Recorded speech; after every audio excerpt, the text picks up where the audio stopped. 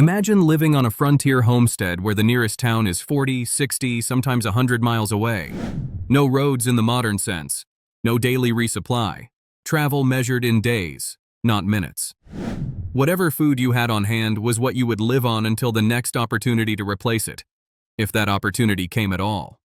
In that setting, meat was not a convenience. It was one of the few reliable sources of calories dense enough to sustain long periods of physical labor. But it arrived all at once. A successful hunt or slaughter produced more fresh meat than a household could possibly consume before it began to spoil. What followed was a narrow window, a short span of time in which abundance had to be slowed, stabilized, or lost. For frontier Americans, preserving meat was not a culinary tradition or a recreational craft. It was a survival skill, learned quickly and practiced under pressure. Without refrigeration, without dependable ice, and often without the space to store bulky supplies, meat had to be transformed into something that could survive heat, insects, and delay. Drying was one answer, smoking was another. Heavy salting and brining existed alongside them.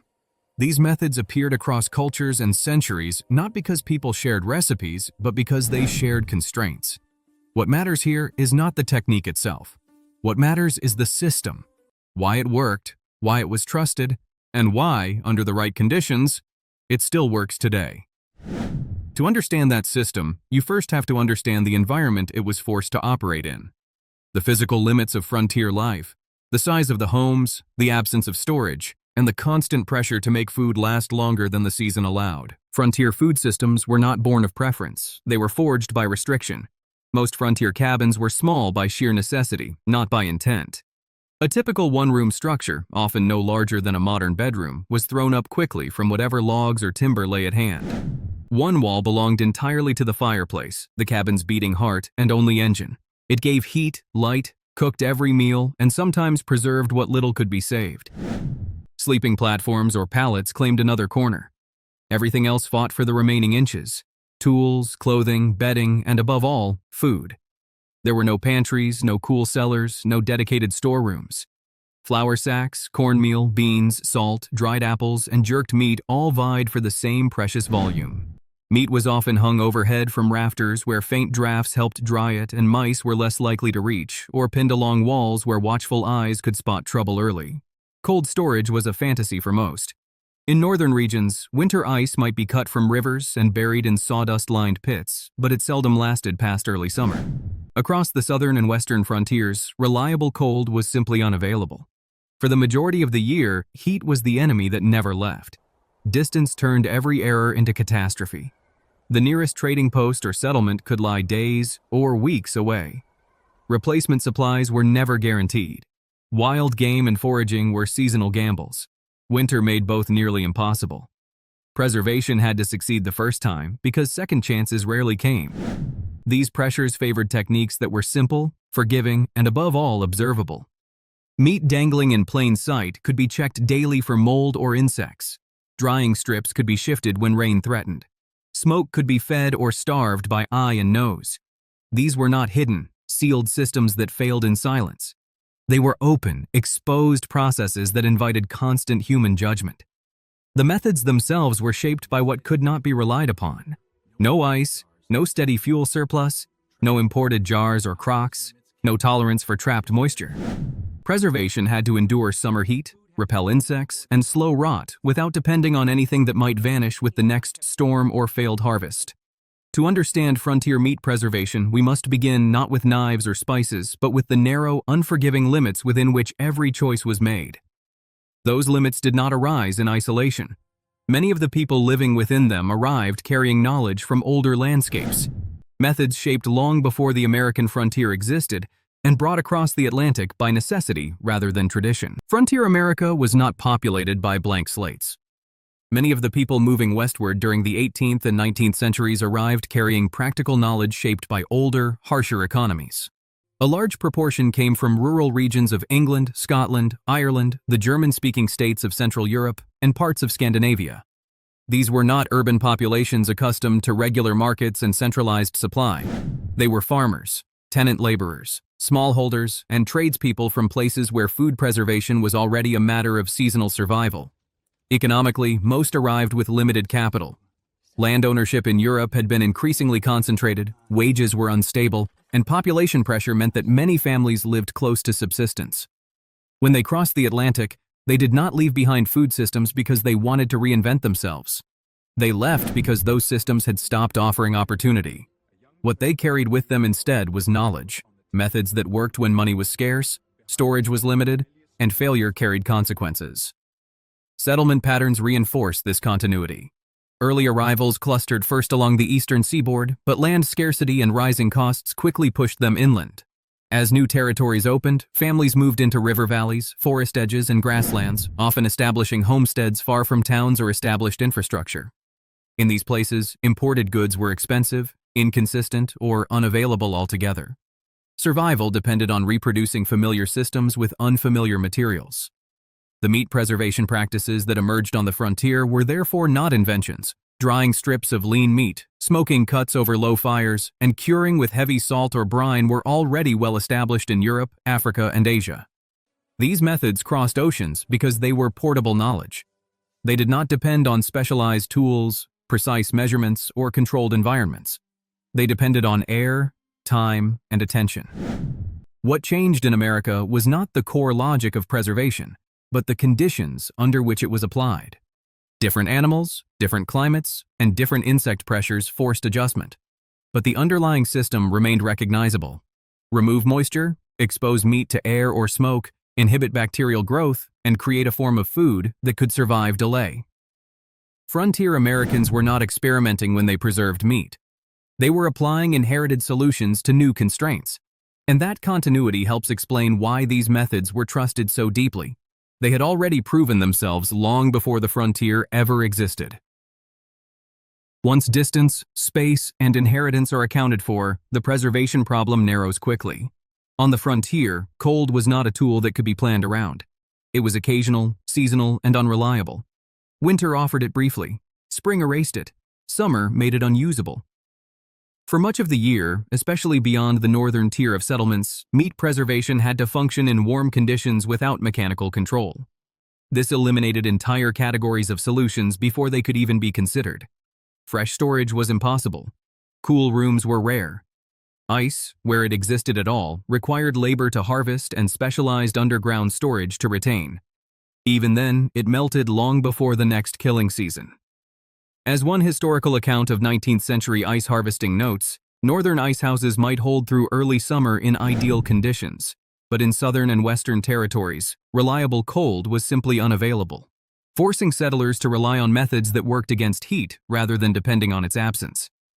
What remained were techniques that succeeded in the face of relentless warmth, limited resources, and the ever-present threat of spoilage. Pickling and brining were one such option. Submerging meat in heavily salted solutions slowed bacterial growth and bought time, sometimes weeks or months. Colonists and pioneers rubbed meat with salt, placed it in wooden barrels, and topped it with water to create a brine. The brine kept the meat moister and more palatable than drying, and it prohibited the growth of harmful organisms, as described in accounts of early American preservation. But it carried steep trade-offs. Barrels were bulky and heavy to transport or store in cramped cabins. Salt itself was a precious, often scarce commodity on the frontier. Once removed from the brine, the meat frequently needed days of soaking to leach out excess salt before it was edible. And in warm conditions, the brine could spoil if concentrations were misjudged or if contamination occurred. Smoking offered another path. It dried meat slowly while depositing antimicrobial compounds from the smoke that discouraged insects and microbial activity. Smokehouses, when available, were effective, but not universal. They required construction, steady fuel, often hickory or other hardwoods, and days or weeks of low, controlled heat. In newly settled areas or temporary camps, pioneers improvised, as Laura Ingalls Wilder recounted in Little House in the Big Woods. Pa built a makeshift smokehouse from a hollow log, hanging salted venison strips inside while green chips smoldered to produce thick smoke. "There's nothing better than good hickory smoke," Pa said. "That will make good venison that will keep anywhere, in any weather." Yet even this method demanded time and attention that many frontier families could ill afford. Drying, by contrast, required almost nothing. Lean meat could be cut into thin strips, salted lightly if salt was available, then exposed to moving air and sun, or low fire/smoke in bad weather, until transformed into jerky. No container, no enclosure, no fuel beyond what nature provided. Drying reduced moisture, the single most critical factor in spoilage, and did so visibly. Progress could be seen, touched, and adjusted daily. Native American techniques, adopted widely by pioneers, included pounding dried meat into pemmican when mixed with fat. But simple air drying or jerking was the most widespread low-infrastructure method. This is why drying, often combined with smoking, appears again and again across frontier accounts. It was the lowest barrier technique with the widest margin for error. If conditions changed, rain, insects, or heat, strips could be moved indoors, relocated to rafters, or supplemented with smoke. Failure was gradual, not sudden, allowing intervention. The preservation reality on the frontier was therefore not a menu of equal choices. It was a hierarchy shaped by what could survive heat, delay, limited space, and scarce supplies. Methods that depended on precision, stable conditions, or heavy infrastructure, like full smokehouses or abundant ice, faded quickly in the most remote areas. Methods that tolerated variability, especially drying and visible, adjustable smoking, endured. Understanding frontier meat preservation means recognizing this filtering process. What survived was not what tasted best or stored longest in theory. It was what continued to work when conditions were least forgiving. When winter ended, ice melted, salt ran low, and the next hunt might be weeks away. That reality pushed preservation toward methods that demanded the least infrastructure and offered the greatest tolerance for error. Among them, one system stood out not because it was sophisticated, but because it could function almost anywhere, with almost nothing, and still deliver results. Drying meat was not chosen because it was crude. It was chosen because it removed the most dangerous variable in food preservation: moisture. Without available moisture, the processes that drive rapid spoilage slow dramatically. Meat does not decay simply because time passes. It decays because bacteria, enzymes, and molds are given the conditions they need to function. Much later, food scientists would formalize this observation using a concept called water activity, a measure of how much free water is available inside food. Fresh meat sits near the top of that scale, close to complete saturation. In that state, microbial growth is fast and aggressive. When moisture is removed, that environment collapses. Below certain thresholds, most bacteria can no longer reproduce at all. What frontier preservation accomplished by feel and experience, modern measurements later confirmed. Drying was uniquely suited to frontier conditions because it did not rely on structures or supplies that might disappear. Lean cuts could be sliced and suspended wherever air moved, from rafters, wagon sides, fence rails, or simple frames assembled from branches. The process scaled effortlessly. A small kill could be handled quickly. A large one could be broken down over days. Nothing depended on sealed containers, precise ratios, or steady fuel. If weather shifted or insects appeared, the meat could be moved, shaded, or exposed to light smoke without restarting the process. Lean meat mattered for reasons that were practical, not culinary. Fat traps moisture and deteriorates quickly in warm, oxygen-rich environments. Long before oxidation and rancidity were understood chemically, they were recognized by smell and taste. Trimming fat extended shelf life. What remained was mostly muscle fiber, cut thin enough to dry through but thick enough to survive handling. As moisture left, weight dropped dramatically, often by more than half, and with it, vulnerability. Compared to brining or pickling, drying solved additional problems at once. It reduced volume. It eliminated barrels. It minimized dependence on salt, which was heavy and not always abundant. Dried meat could be carried on the body, packed into bags, or hung overhead where airflow discouraged insects and rodents. It occupied the least space for the longest time. Just as important, drying failed slowly. Texture changed in predictable stages. Smell warned early. Surface problems could be corrected with smoke or relocation. This gave people time, something sealed systems rarely allowed. That adaptability explains why drying appears across cultures separated by geography and language. North American jerked meat, South African biltong, and Eurasian air-dried cuts differ in seasoning and climate response, but not in logic. All reduce moisture to a point where decay struggles to proceed. Drying did not make meat immortal. It made it predictable. And in a survival environment, where ice melted, salt ran low, and the next hunt might be weeks away, predictability mattered more than perfection. What frontier preservation methods gradually revealed was that air itself was not the enemy. Uncontrolled air was. Spoilage did not come simply from exposure. It came from a specific combination of conditions: warmth, moisture, and restricted oxygen exchange. When all three were present, decay accelerated. When even one was removed, it slowed dramatically. Frontier households learned this not through theory, but through repeated success and failure. This explains why sealed storage without proper processing was so dangerous. Containers that trapped moisture while limiting airflow created exactly the environment spoilage organisms preferred. Meat turned quietly, often from the inside out. By the time the problem became visible, it was too late. Drying avoided this trap by doing the opposite. Every cut surface was exposed. Moisture was allowed to escape continuously. Oxygen remained present, but without water, it ceased to be a threat. Even preservation methods that appeared fundamentally different followed the same logic. In the mid-19th century, Dr. Chase described packing cooked meat in rendered lard and sealing it in airtight containers. The method worked not because it invited air, but because it excluded it completely, an early form of canning that prevented both moisture exchange and oxygen exposure once the meat was stabilized. Other systems addressed air indirectly.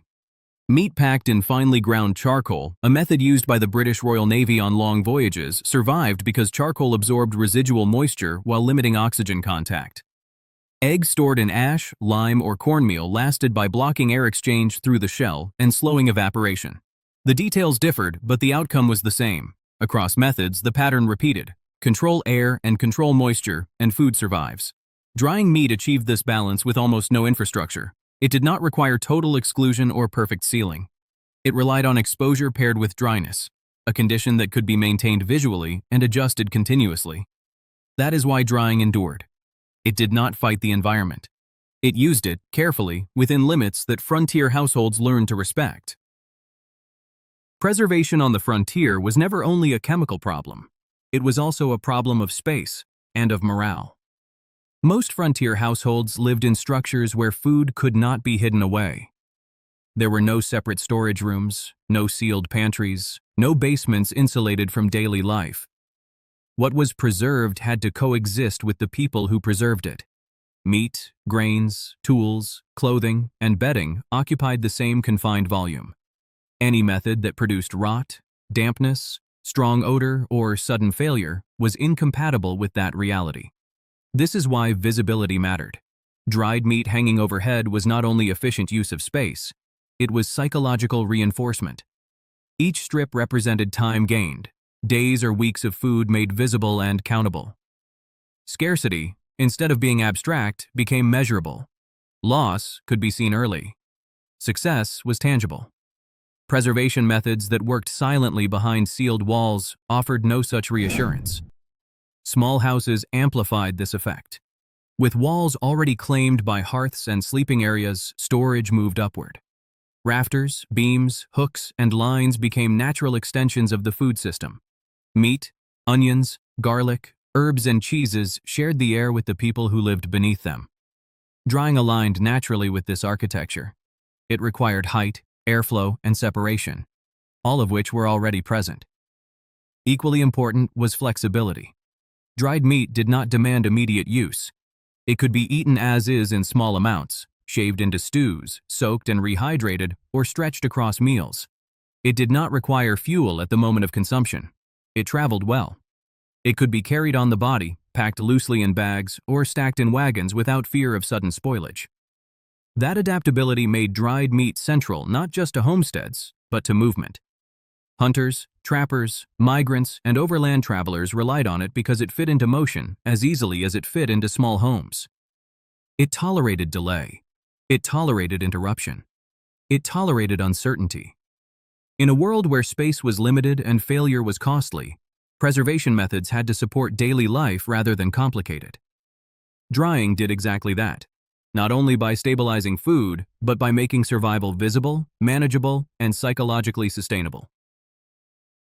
The story of frontier meat preservation is often treated as a curiosity, a relic of harsher times, a practical tradition rendered obsolete by modern convenience. But that framing misses what actually mattered. What frontier Americans developed was not a workaround for missing technology. It was a complete response to constraint. Small houses, the absence of refrigeration, long warm seasons, insect pressure, and distance from resupply were not temporary challenges to be solved later. They were the permanent operating environment. And the preservation system that emerged did not attempt to overpower those conditions. It worked with them. Drying meat accepted heat rather than resisting it. It relied on air instead of sealing food blindly away. It reduced meat to a form that could be protected, inspected, and carried. It aligned with architecture, labor patterns, and movement across the landscape. It did not aim for permanence or perfection. It aimed for continuity. That distinction matters. Modern food systems often optimize for short-term convenience, speed, invisibility, comfort, while assuming stability elsewhere. Frontier systems optimized for resilience. They were designed to continue functioning when supplies ran thin, when tools failed, and when conditions shifted without warning. Understanding why these methods worked does not require romanticizing the past or rejecting modern life. It requires recognizing that systems built under pressure tend to expose truths that comfort conceals. Frontier Americans did not preserve meat because it was traditional. They preserved meat because under their conditions nothing else worked reliably. And that leaves one question worth carrying forward. Which of our modern systems would still function if their most convenient assumptions disappeared tomorrow?